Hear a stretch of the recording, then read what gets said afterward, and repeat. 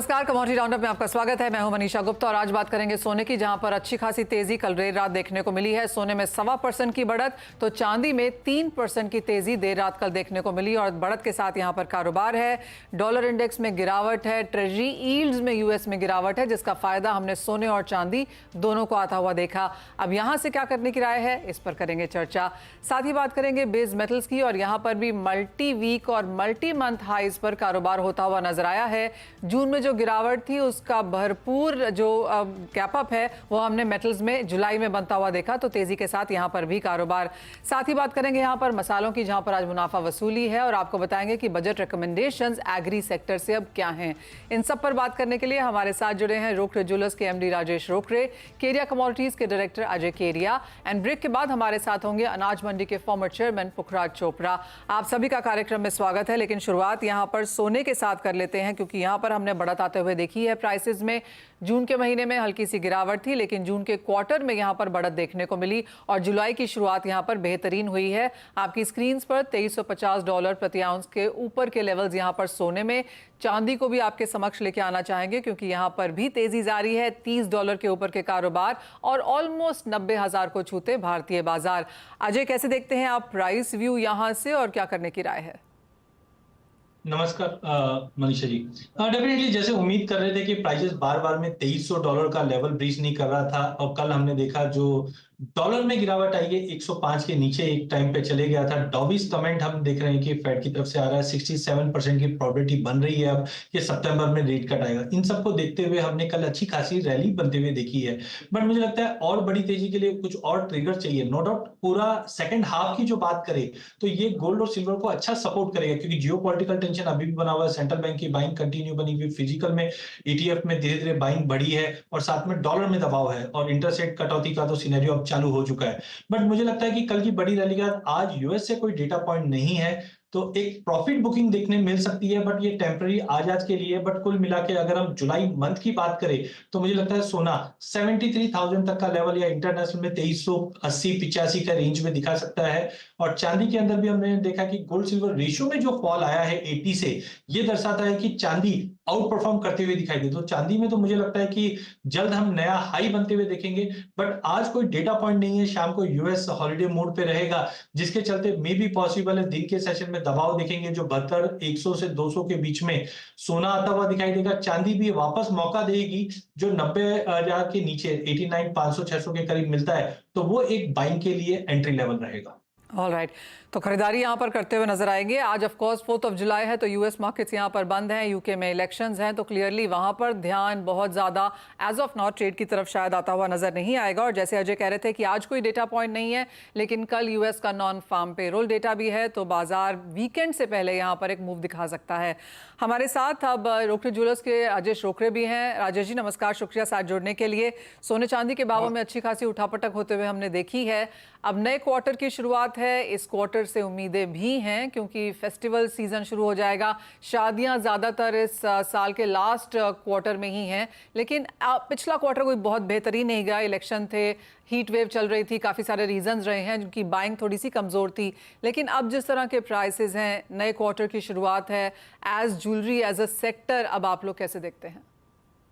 बिल्कुल, last quarter में शादियां कम थी इंडिया में, ये मैं मानता हूं, बट जुलाई में काफी शादियां हैं और इसका इम्पैक्ट अच्छा खासा सेल में आने वाला है। हाँ, और गोल्ड के रेट को लेके आपने कहा कि उठा पटक बहुत चल रही है, बिल्कुल ये अपेक्षित थी।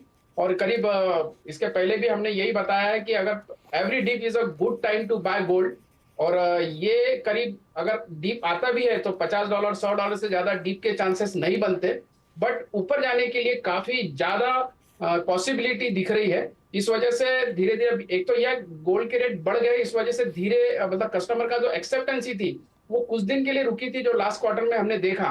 बट इस क्वार्टर में मुझे लगता है कि कस्टमर की एक्सेप्टेंसी पूरी आ गई है और वो खुल के बाइंग करने के लिए मूड में आ गए हैं। उनको भी अभी पता पड़ गया है कि ये शायद रेट अभी एक सही रेट है और इसके आगे शायद और ज्यादा रेट बढ़ेंगे, इस वजह से कस्टमर बाहर निकलना शुरू हो गए। राजेश जी, ऑल्सो कैसे किस तरह की बाइंग आप बनता हुआ यहाँ पर देख रहे हैं? अगर पिछले क्वार्टर से आप इसको कंपेयर करें तो इस क्वार्टर किस तरह की बढ़त की उम्मीद है? कोई back at the envelope call calculations हैं आपके पास?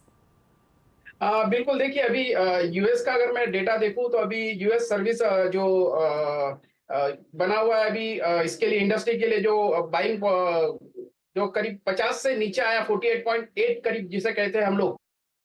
कारण थोड़ा सा ऐसा लग रहा है कि गोल्ड में अभी जो कि इंडस्ट्री के लिए गोल्ड इंडस्ट्री के लिए रेट बढ़ने के आसार ज्यादा दिख रहे हैं उसके वजह से। तो ये एक सपोर्ट कर रहा है और इसके वजह से शायद ग्राहकों को भी समझ में आ रहा है और economy of the US is day by day थोड़ी सी कमजोर पड़ती हुई दिख रही है और जिस तरीके से बाकी जगह डीडॉलराइजेशन है तो ये सब चीजें भी अभी काफी लोगों को समझ में आ गई है और इसके वजह से जो सेंट्रल बैंक्स ने जो पिछले कुछ क्वार्टर में इतना गोल्ड खरीदा है तो सबको ये फेथ जो था वो और बिल्डअप होने के कारण लोग भी अभी समझ में आ गया है कि यही एक ऐसी करेंसी है जो फॉरएवर रह सकती है। इसके वजह से लोग भी अभी इसके पीछे एक्सेप्टेंसी के साथ साथ आगे बढ़ रहे हैं। ठीक है, जैसे आपने कहा कि लोगों को बहुत ज्यादा एक्सपेक्टेशन नहीं है कि भाव यहाँ पर बहुत ज्यादा गिरेंगे, लेकिन एक चीज की एक्सपेक्टेशन तो यहाँ पर लोगों को है और वो बजट से है कि शायद यहाँ पर ड्यूटी कम हो जाए, तो अगर लेना ही है तो वो भी फायदा हम आगे जाके ले लें। क्या ज्वेलरी एज एन इंडस्ट्री को लगता है कि ड्यूटी कम होगी और आपकी क्या एक्सपेक्टेशंस हैं एज ज्वेलरी सेक्टर इस बार के बजट से? बिल्कुल हम भी चाहते हैं कि कस्टम ड्यूटी कम हो जिससे कि जो ग्रे मार्केट जो कहीं ना कहीं पैरेलल इकोनॉमी गवर्नमेंट के लिए बन रही है वो अच्छी बात नहीं है। आज मोटा मोटा जो करीब 150 टन के आसपास का ग्रे मार्केट में गोल्ड अवेलेबल होता है जो कि एक काफी अच्छी मतलब हमारे इंडिया के लिए अच्छी बात नहीं है। अगर ड्यूटी कम होती है तो शायद ये भी ऑन पेपर आ जाता है और इससे 100% टैक्स के रूप में गवर्नमेंट के पास और पॉसिबिलिटी हो जाएगी रेवेन्यू आने के लिए।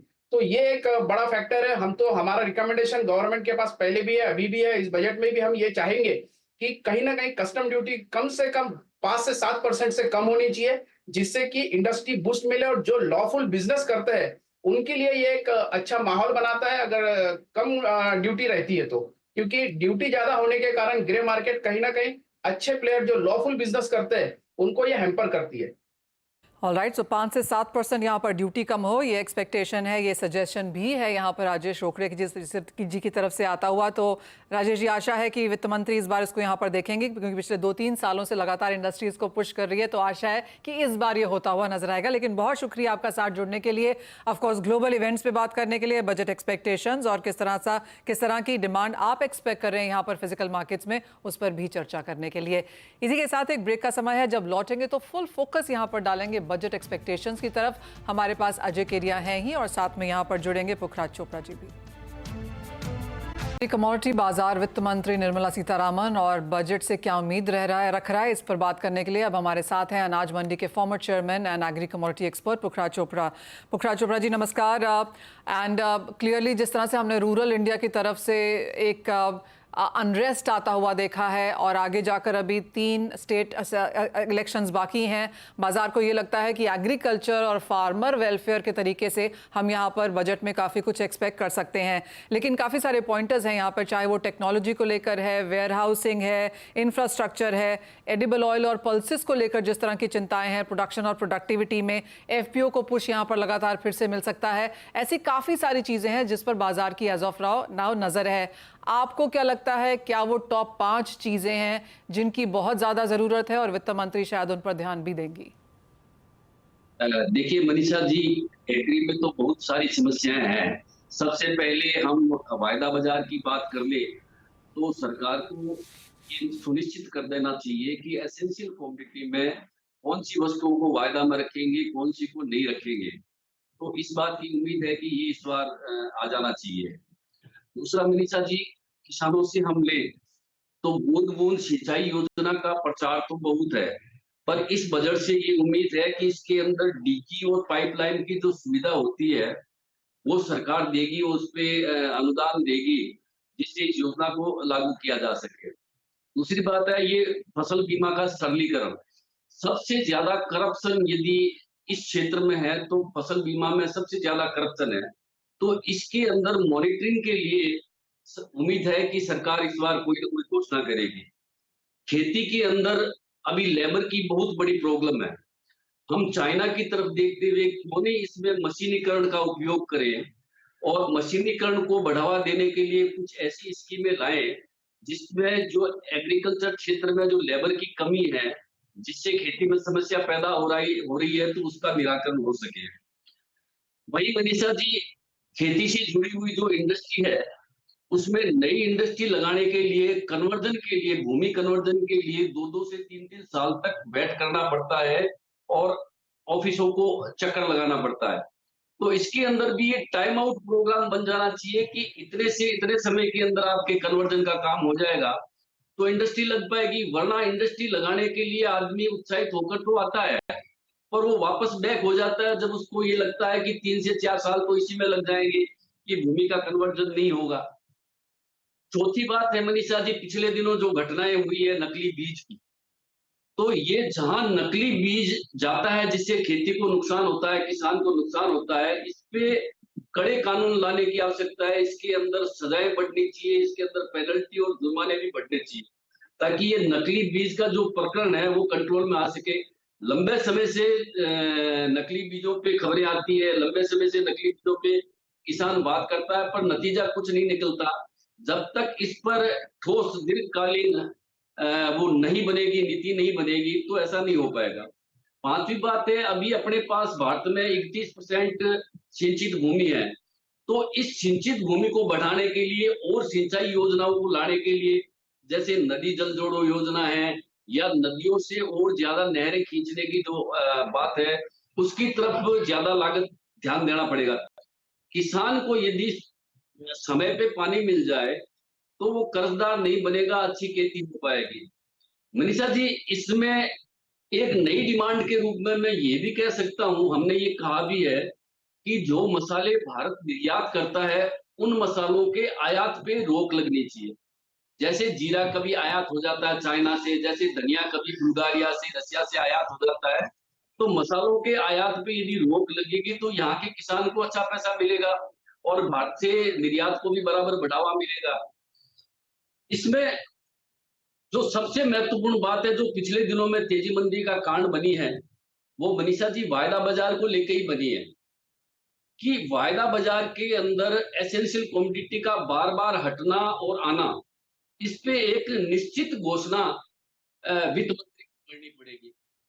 मनीषा जी, जहां नई इंडस्ट्री को बढ़ावा देने के लिए उसको टैक्स में 5 साल के लिए छूट दी जाती है, उसी तरह पुरानी जो इंडस्ट्री जो बेकार हो रही है, जो किसी कारणों से बंद हो रही है या जिनका चलन नहीं हो रहा है, उनको वापस खड़ी करने के लिए सरकार की तरफ से सब्सिडी या कोई ऐसा प्रोग्राम देना चाहिए ताकि नई इंडस्ट्री खड़ी होके आ सके।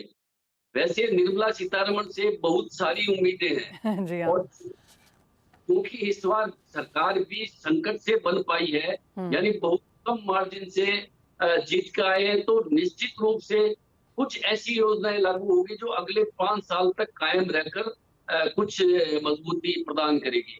फिर आने वाले समय में विधानसभा चुनाव है, उनको देखते हुए भी उन क्षेत्रों के लिए कुछ लोकप्रिय घोषणाएं मनीषा जी हो सकती है, तो वो एक क्षेत्रवार की बात होगी। पूरे भारत की नजरिए से हम एग्री कमोडिटी के लिए या खेती के लिए देखें तो मूल बात वही है जो मैंने कही है। जी हाँ, और आपने टॉप 5 to 7 चीज़ें यहाँ पर कही हैं जो काफ़ी इंपॉर्टेंट रहेंगी आगे जाने के समय पे। और जैसे आपने कहा कि पिछला 1-1.5 साल यहाँ पर काफ़ी मुश्किल बीता है, जहाँ तक किसानों की बात है, प्राइसेस हैं, ट्रेड और इंडस्ट्री भी जो एग्रीकल्चर से जुड़ी हुई है उनके सामने भी काफ़ी दिक्कतें रही हैं। तो आशा यही है कि इसको काफ़ी हद तक ईज आउट किया जाएगा। अजय, आपसे भी जानना चाहेंगे कमोडिटी डेरिवेटिव में जो चिंता है, जैसे पुखराज जी ने भी कही कि ये जो बैन होना एसेंशियल कमोडिटीज का एक क्लियर कट यहाँ पर अगर एक सेंस आ जाए कि कैसे वो इसको ट्रीट करने वाले हैं एग्री को, तो काफ़ी एक ईज यहाँ पर आ जाएगी। लेकिन इसके अलावा भी मुझे पता है आपके पास एक लंबी लिस्ट है, CTT I am assuming top of the list यहाँ पर है, लेकिन आपकी अगर टॉप 5 मांगे हो वित्त मंत्री से ताकि हम आसानी से ये काम कर सकें, तो वो क्या है?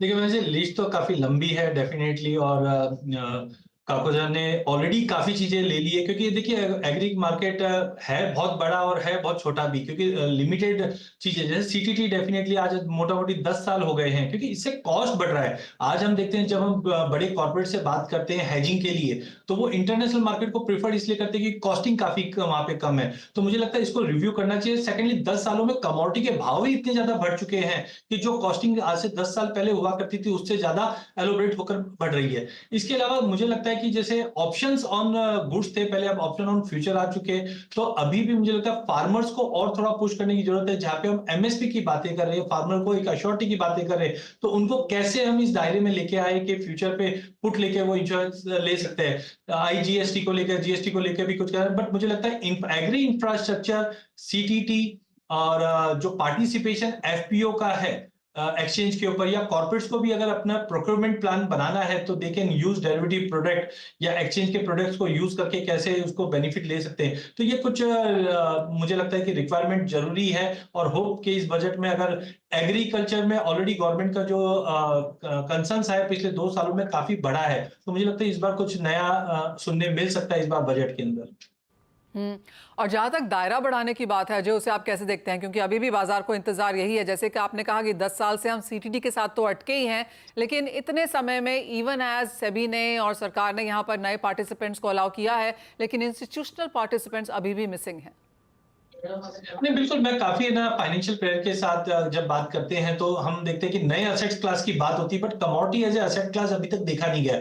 नो डाउट पिछले 2-3 सालों में हमने देखा बुलियन एक असेट क्लास में ऐड हुआ है, बट एग्री में अभी तक कोई सोच ही नहीं सकता कि हम इन्वेस्ट करें, जबकि आज जब हम इन्फ्लेशन की बात करें तो एग्री इन्फ्लेशन ही बढ़ता है। तो मुझे लगता है यहाँ पे एक अपॉर्चुनिटी है और कोई नए प्रोडक्ट या और चीजें ऐड होनी चाहिए, ताकि जो फाइनेंशियल प्लेयर है वो एग्री कमोडिटी के अंदर या बाकी कमोडिटीज के अंदर भी पार्टिसिपेशन बढ़ाए। तो मुझे लगता है कि बहुत अच्छा एक मिलेगा। जैसे कमर्शियल बैंक से आज हम देख रहे हैं एग्री फाइनेंस पे बात हो रही है, बट उसको हैच करने के लिए हम प्लेटफॉर्म्स नहीं देख पा रहे हैं। तो मुझे लगता है कि एफपीओज हो गए, कमर्शियल बैंक्स हो गए, एफपीआईज हो गए, ये सब का पार्टिसिपेशन बढ़ता है तो लिक्विडिटी भी मिलेगा, प्राइस ट्रांसपेरेंसी और बढ़ेगा, और मार्केट में पार्टिसिपेशन बढ़ता है तो एक विन विन सिचुएशन रहेगा सभी के लिए, और इजी प्राइस डिस्कवरी होते हुए दिखाई देगी।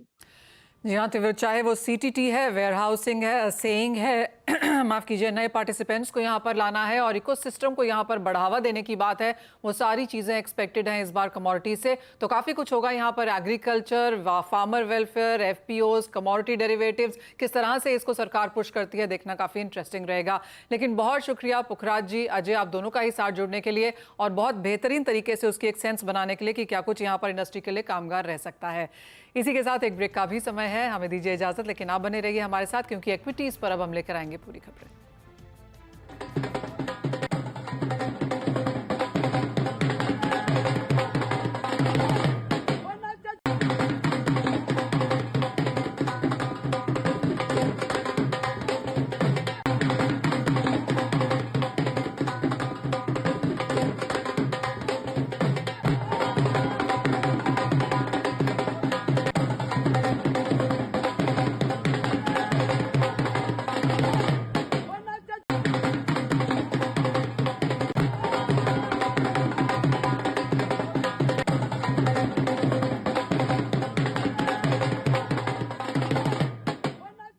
आपका एक्साइटमेंट लेवल बढ़ने वाला है, क्योंकि लर्निंग का एक नया चैप्टर शुरू होने वाला है। एफएनओ गुरुकुल और कमोडिटी गुरुकुल के ब्लॉकबस्टर सीजन्स के बाद सीएनबीसी आवाज लेकर आ रहा है मार्केट गुरुकुल। 31 अगस्त और 1 सितंबर को होने वाले इस वेबिनार में आपको मौका मिलेगा इक्विटी मार्केट को 360 डिग्री समझने का इंडिया के बेस्ट एक्सपर्ट्स से। बस थोड़ा इंतजार करिए, बाकी डिटेल्स जल्द ही शेयर होंगी। जुड़े रहिए सीएनबीसी आवाज के साथ।